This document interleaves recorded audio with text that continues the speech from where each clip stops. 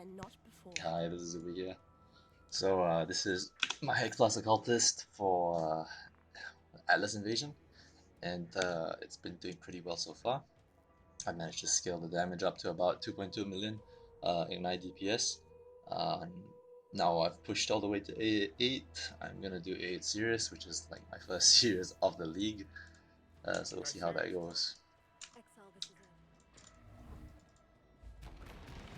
I don't think I'm like tanky, but as long as I land the mechanics fine, it should be alright. Did you really think this would work? I'm not expecting this deathless, but it'll be probably be better than how my league start for 3.16 on Scourge. How boring and small. You want Actually, the not Atlas? really. Take it. My league start for Scourge is really tanky, I will burn but it didn't really to have the ground. damage. Perhaps the suffering of my fellow citizens will finally stir something.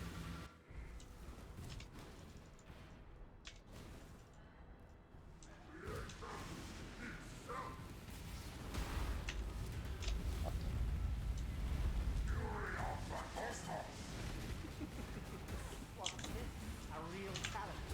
You'll finally caught my attention. Okay. What the fuck is this?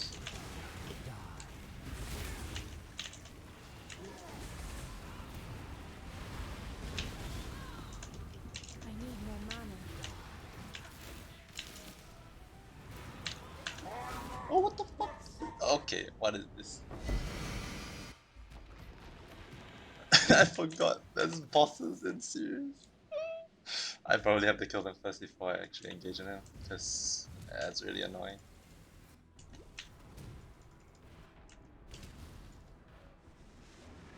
Okay.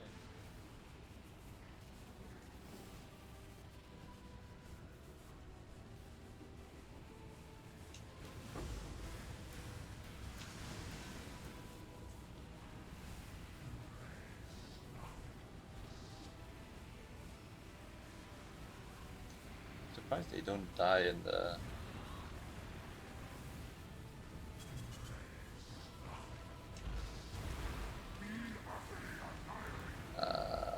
come on.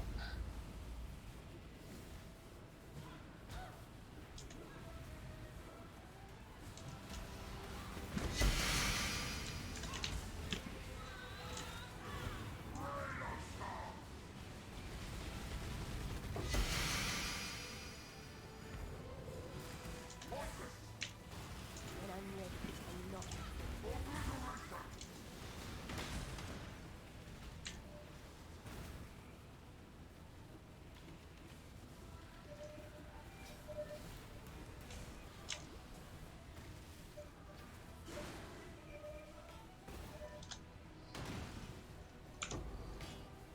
And they end up picking a whole bunch of crap.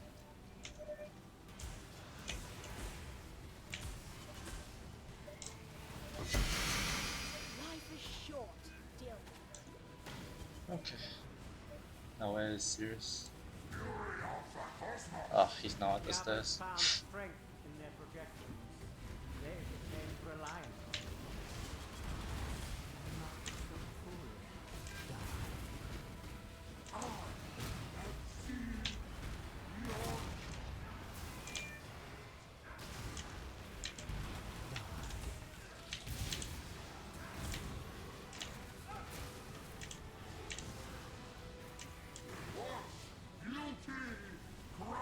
Okay, that's a lot more manageable. Are there any other bosses around I want to deal with before?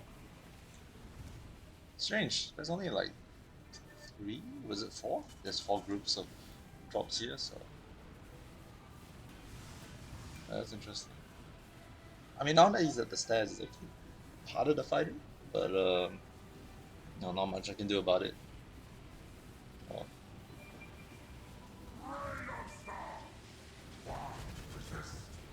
Life really interesting enough to warrant all this pain.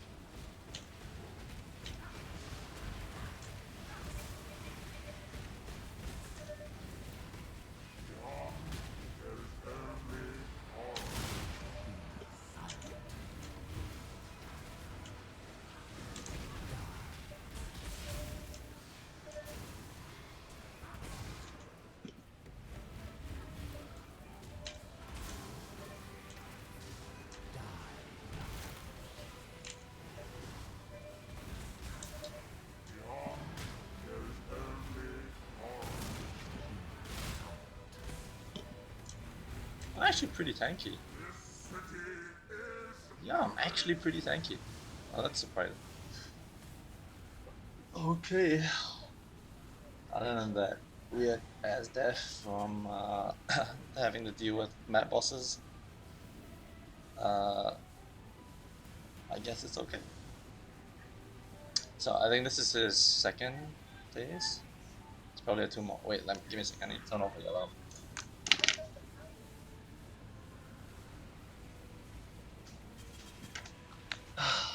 Okay. When I'm ready, I'm not before. Yet see the futility of your efforts.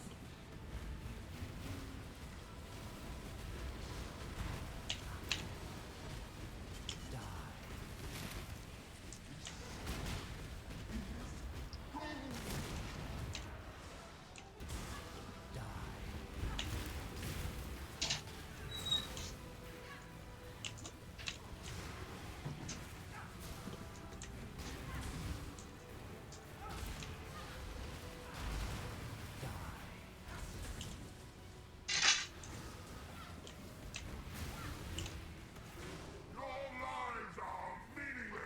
So I guess he's moved down the stairs, so if he does proc the last phase here, it's gonna be a lot easier.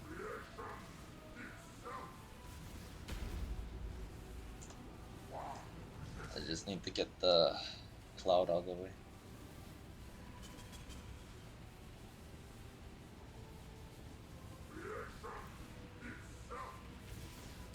I mean, it's cool though, he doesn't go straight to the stairs anymore. Okay, sweet.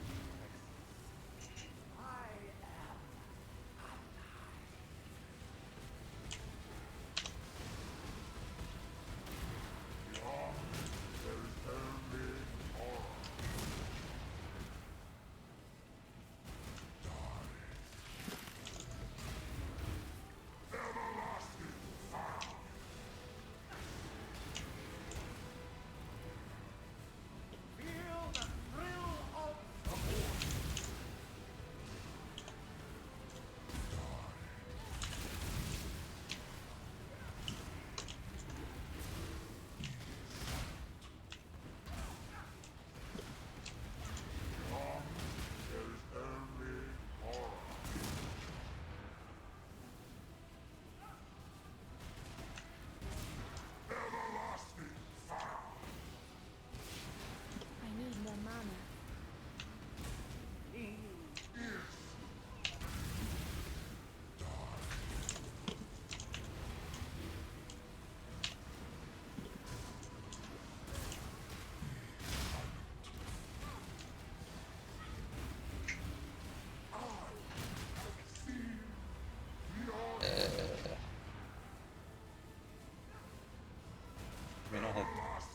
Can we not have this continuous?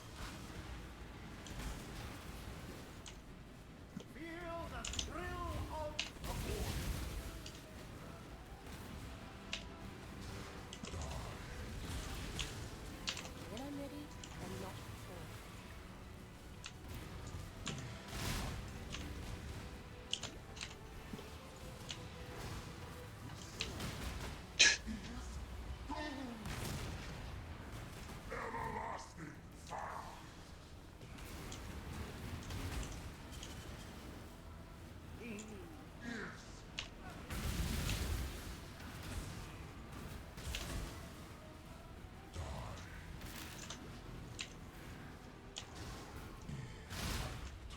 I forgot how annoying the Sirus fight is.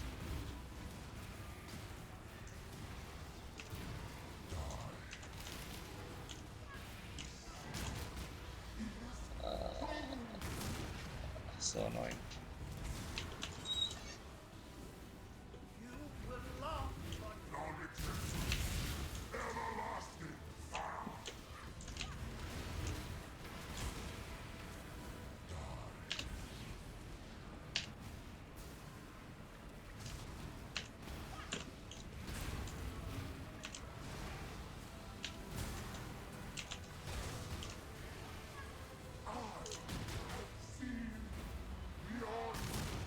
It's gonna be within car range really soon.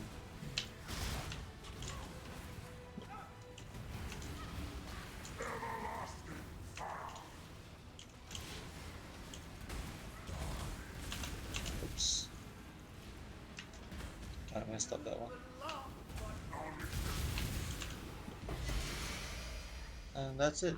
That is A8 Sirus. Let me just get my loot.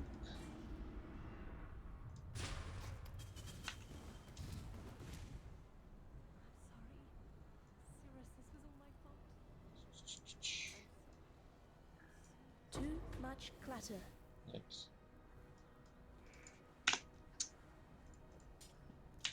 Alright, so this is A8 Sirus. On Atlas Invasion, which is why you have all these boss mobs in the map.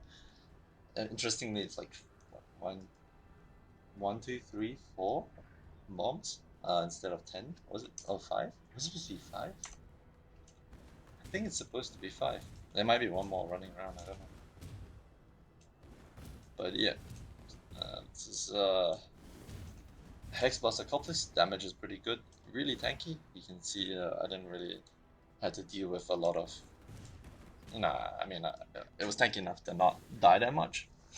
It died at the start because it was surprised by the extra 3 bosses fighting me while I was fighting Sirius, and there was what was it, clouds, so that was tough to manage, and I panicked a little. But yeah, so generally how this build works is you're scaling Hexblast,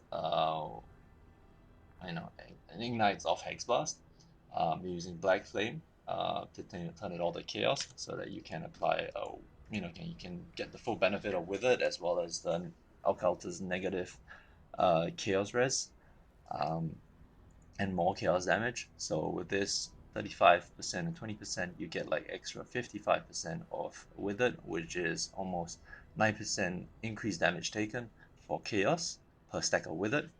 And with and with Black Flame, your withers don't expire, so you can just stack max Withered in like 2 withering steps. Was it withering step? Yeah. And then with Anomalous Withering stack, you get 8 Withered debuffs each time you apply it. So you can ram damage really fast, and the 15 like the 100%, was it 90% extra damage taken will apply to, was it 9? Was it? No, it's more than that. It's 150%, almost 150%, 35% extra damage taken will apply to the bosses throughout. So you should have like a pretty good damage ramp the moment you cast 2 withering steps. You're using elemental focus. I need D&D this. Using elemental focus to get elemental overload. Oh no, sorry. You're using Ungil's Harmony to get elemental overload, and that gives you a 40% more elemental damage, which applies to your ignites, even though you're doing chaos damage. So this is a 40% more damage. Very good, especially when you have something that boosts your crit chance with Ungils. So with Ungils and Frost Shield, so Frost Shield is really helpful as well, not just for EHP, but for getting your crit chance up. With Ungils and Frost Shield, you get about 36% crit chance. Right, and you can just spam your Hexblast. You just right click after you get your ignites off, just to proc the elemental overload.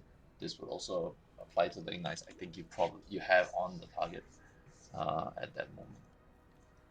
So what else to note? For this build, what I would say essential uniques is your Aegis Aurora. This is for EHP and survivability, because you're running Glancing Blows. So you're gonna path all the way here just to get Glancing Blows as well as extra block nodes. This gives you about 72% attack block and 72% spell block with Tempest Shield up. Tempest Shield. And this means that 72% chance of actually performing a block. You do take 65% damage of block hits, but you get 2% of armor when you block, right? And that's a pretty significant amount. This build stacks armor as well, so if you look at my armor, it goes up to 24,000, 27,000 with molten shell up, and ES, right? You have like 2k ES, and the ES is mostly coming from the chest and the Aegis Aurora as well as my helm, right? The chest is pretty interesting. I would say that if you are going a Hexblast, this is probably the best league starting chest you could find, especially if it's 6 link, because it basically gives you an 8 link. Yeah, because you have a blood magic gem. This is the old blood magic gem, not the lifetime gem. So I think it has less multiplier. And then you also have added chaos damage, 15 added chaos damage. Give me a second, I need to turn off the alarm again.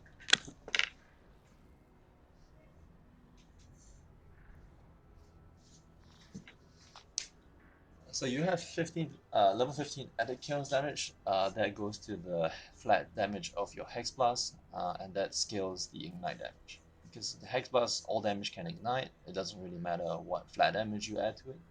And so you're just gonna scale ignites pretty hard off that flat damage.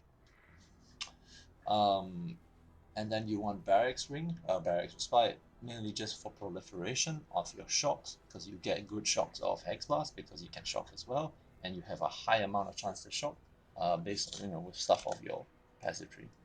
So yeah, and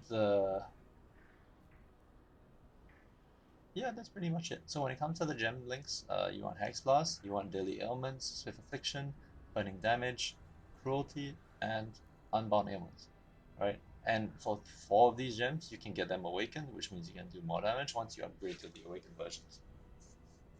And for gloves, you're going a Vixen's Entrapment.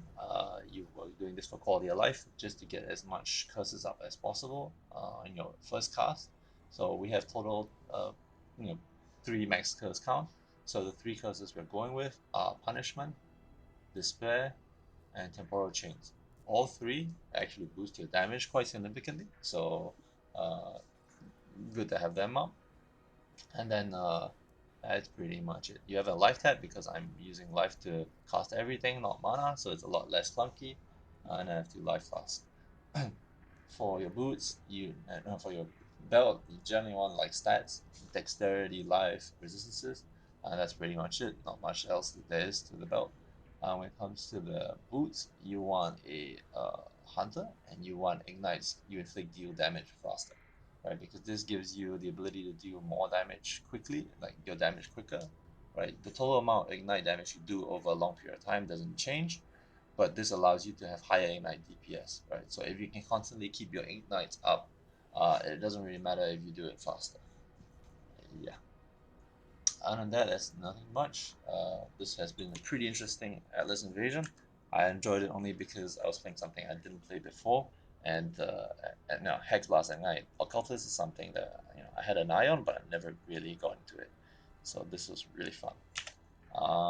Passive tree is just the same as before. Not much changes. I have bought a couple of upgrades in terms of cluster jewels. I have a very nice Megalomaniac here, which gives me Wish for Death, Enduring Composure, and Non-Flammable.